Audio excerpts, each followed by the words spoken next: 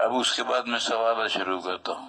ایک دبئی سے فون آیا ہے کہ آپ نے ایک دن کہا تھا کہ چند گناہ ہیں، ان گناہوں سے جو بچے گا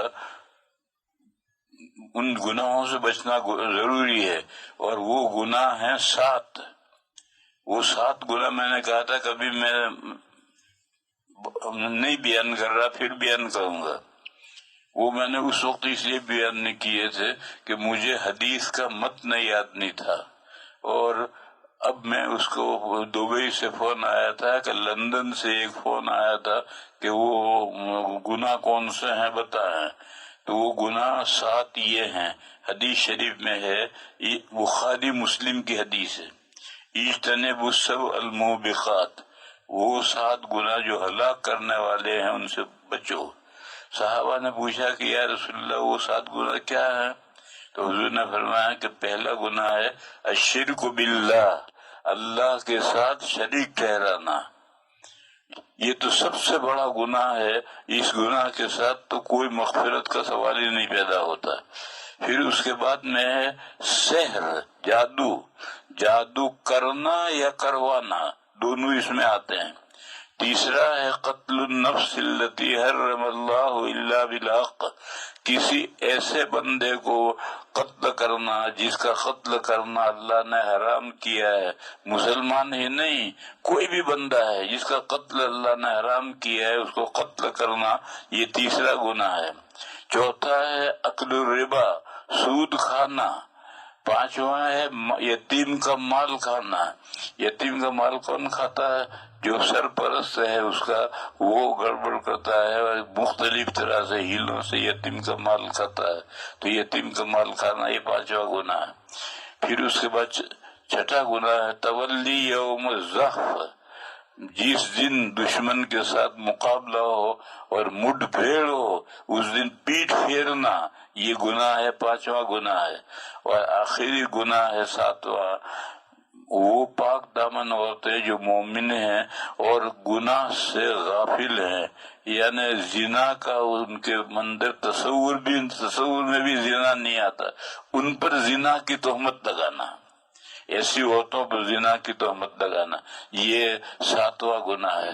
پہلا گناہ ہے شرک باللہ، دوسرا گناہ ہے سحر، تیسرا گناہ ہے کسی بھی شخص کو جس کا قتل اللہ نے جائز نہیں کیا، قتل کرنا حرام کیا ہے، اس کو قتل کرنا، مسلمان ہو یا غیر مسلمان ہو، اس کی کوئی تخصیص نہیں ہے.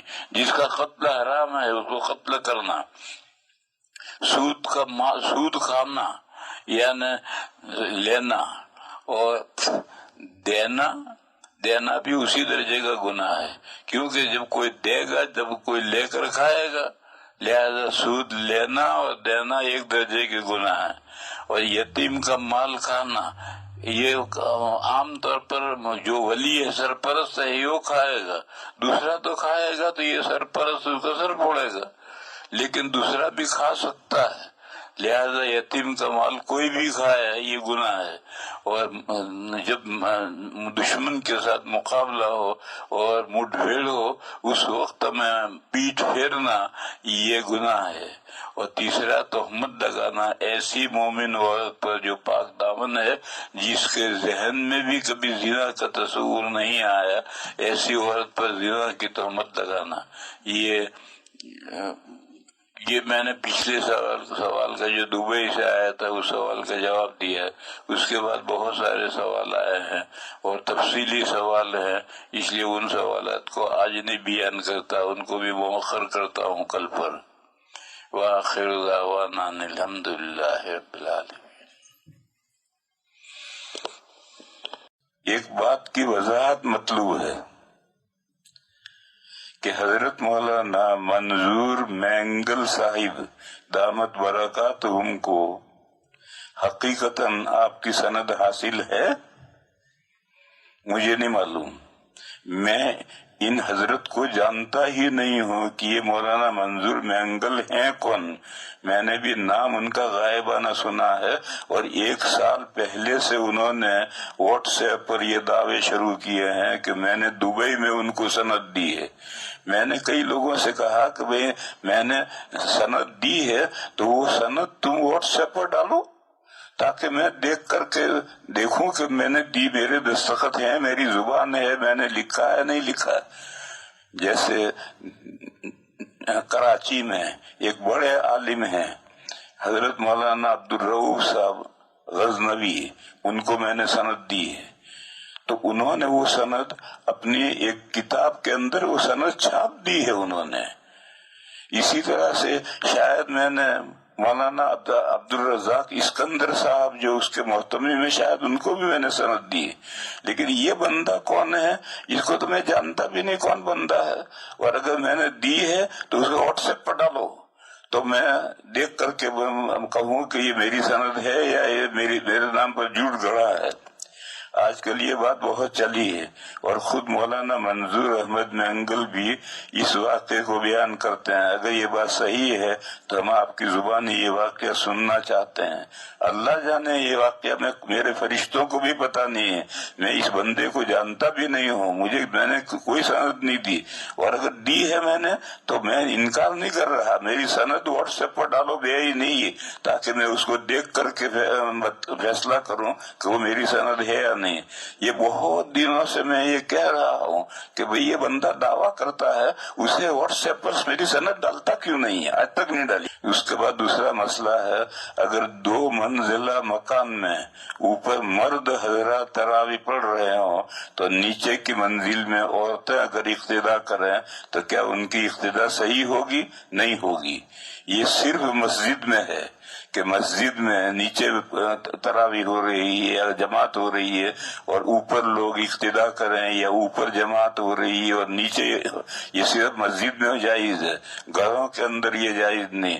اگر امام اور مقتدیوں کی مکان جگہ مختلف ہو جائے تو اقتداء درست نہیں رہتی۔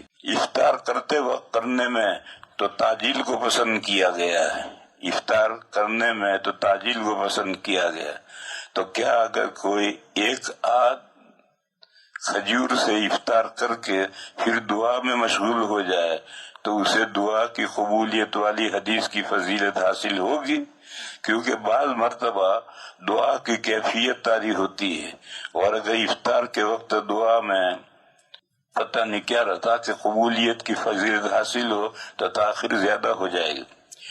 دیکھو میرے بھائیو، افطار کے وقت کا مطلب ہے افطار سے پہلے، کھجور کھا کر پھر یہ افطار کے وقت نہیں ہے، افطار کرنے سے پہلے متصلاً جو دعا کرنی ہو کرو۔ پھر میں نے پہلے بھی یہ مسئلہ بتایا تھا کہ 10-15 منٹ پہلے خوب گڑ گڑا کے دعا کرتے ہیں، پھر اس کے بعد دعا ختم کر کے بیٹھے بیٹھے گپ کرتے ہیں، پھر اذان ہوتی ہے تو کھجور کھانا شروع کر دیتے ہیں۔ یہ افطار کے وقت نہیں ہے، افطار کے وقت ٹھیک متصلاً افطار کے وقت ہے۔ ایک تو یہ ہے۔ دوسری غلط فہمی یہ ہے کہ افطار نام ہے پیٹ بھر کے کھانے کا، ایک کھجور کھانے کا نام افطار نہیں ہے۔ اور یہ جو حدیث ہے من فطر صائما فلہ اجر مثلہ، جس نے کسی روزے دار کو افطار کروایا تو اس کو اتنا ہی ثواب ملے گا جتنا روزے دار کو ثواب ملے گا۔ اس حدیث میں جو ہے کہ من فطر صائما، جس نے کسی روزے دار کو افطار کروایا یعنی پیٹ بھر کر کھانا کھلایا تب اس کو ثواب ملے گا۔ اس حدیث کے بارے میں غلط فہمی ہے میری کھجور سے افطار کرو تاکہ ثواب تیرا بسارا مجھے مل جائے۔ ایک کھجور کھلانے کا نام افطار نہیں ہے، افطار نام ہے پیٹ بھر کے کھانا کھلانا ہے۔ اور میں نے یہ بھی بتایا تھا کہ اسلام میں سحری کا کوئی تصور نہیں ہے، سحری میں تو برائے نام کچھ کھا لو، اصل پیٹ بھر کے کھانا کھانا افطار کے وقت۔ تو افطار کے وقت پیٹ بھر کے کھانا، اس سے متصلاً پہلے دعا کر لو اور دعا کے بعد ساتھ کھانا شروع کر دو، پیٹ بھر کر کے کھانا کھاؤ، اس کا نام ہے پھر افطار۔ صرف ایک کھجور کھانے کا نام افطار۔ مرد کے لیے نفل اعتکاف گھر میں کرنا جائز ہے یا پھر مسنون اعتکاف کی طرح مسجد شرط ہے؟ جی مسجد شرط ہے، مسجد شرط ہے۔ اور آج کل لاک ڈاؤن کی وجہ سے مسجد میں اعتکاف اگر نہیں کر سکتے ہیں تو یہ عارضی بات ہے، اور اس عارضی بات کی وجہ سے گھر میں اعتکاف کرنے کا جواز نہیں ہے۔ اگرچہ فقہا نے عورتوں کے لیے گھر میں اعتکاف کا جواز بیان کیا ہے، اور عورتیں گھر میں کرتی ہیں، اور یورپ اور امریکہ میں باقاعدہ شرعی مسجدیں نہیں ہیں، عبادت خانے ہیں، ان میں بھی مفتیوں نے اعتکاف کرنے کی اجازت دی ہے، لیکن ان کا مستقل عذر ہے، ان کو مسجد بنانے کی اجازت ہی نہیں ہے، عارضی مسجد میں وہ نمازیں پڑھتے ہیں۔ عورتوں کے لیے بھی عذر ہے، وہ مسجد میں آ ہی نہیں سکتی، وہ گھروں میں اعتکاف کرتی ہیں، لیکن یہ لاک ڈاؤن کی مصیبت ہے، یہ تو بہت جلد انشاءاللہ کھل جائے گی، لہذا اس عذر کی وجہ سے گھر میں اعتکاف کرنے کی گنجائش نہیں ہے۔ لیکن اگر کوئی کرے تو کرے، اگر اپنے پیر توڑ کر کے اپنے گھر میں ایک کونے میں بیٹھ جائے اور اللہ کی عبادت میں مشغول ہو جائے تو اعتکاف صحیح ہو یا نہ ہو، لیکن ایک ثواب تو بہرحال اس کو ملے گا ہی۔ اس کے بعد پھر ہے، آپ نے فرمایا تھا کہ اجتماعی بیعت حضور سے ثابت نہیں ہے، مگر بیعت رضوان میں صحابہ کرام نے حضور سے اجتماعی بیعت کروائی ہے۔ میں نے جو بات کہی تھی وہ بیعت سلوک کے بارے میں کہی تھی، اور بیعت تین ہیں، ایک بیعت اسلام ہے، ایک بیعت جہاد ہے، ایک بیعت سلوک ہے۔ بیعت اسلام ظاہر جو بندہ مسلمان ہوگا وہ اکیلا ہی ہوگا تو وہ بیعت کرے گا، جیسے حضرت جریر ابن عبداللہ بجلی نے جب وہ مسلمان ہوئے اور حضور سے بیعت کی، اس کا ذکر حدیثوں میں آتا ہے۔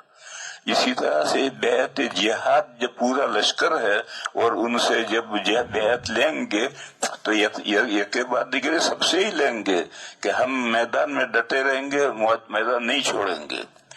میں نے ان دو بیعتوں کے بارے میں نہیں کہا، میں نے بیعت سلوک کے بارے میں کہا ہے، اور اس کے لیے سورہ ممتحنہ میں آیت ہے، اور حضرت عبیدہ ابن ثابت کی حدیث بخاری شریف میں ہے، اس کے بارے میں نے کہا تھا کہ حضور نے وہ بیعت سلوک سب سے نہیں لی۔ اس کے بعد سوال ہے کہ دن کے وقت کیا نفل نمازوں میں جہرن تلاوت کرنا جائز ہے؟ جائز نہیں ہے، دن کی نمازیں گونگی ہیں۔ شعبہ حفظ کے مدارس میں طلباء کو نوافل میں آموختہ جہرن پڑھاتے ہیں، یہ رحل سہل ہے، یہ کوئی نماز نہیں ہے، رحل سہل ہے، اگر وہ گڑبڑ کرتا ہے تو استاد نماز میں پیٹتا بھی ہے، لہذا یہ دلیل کچھ نہیں ہے۔ ایسا اساتذہ ایسا کریں تو کریں، کوئی حرج نہیں، یہ رحل سہل ہے، مشق تمرین کے لیے کرنا پڑتا ہے۔ وآخر دعوانا ان الحمدللہ۔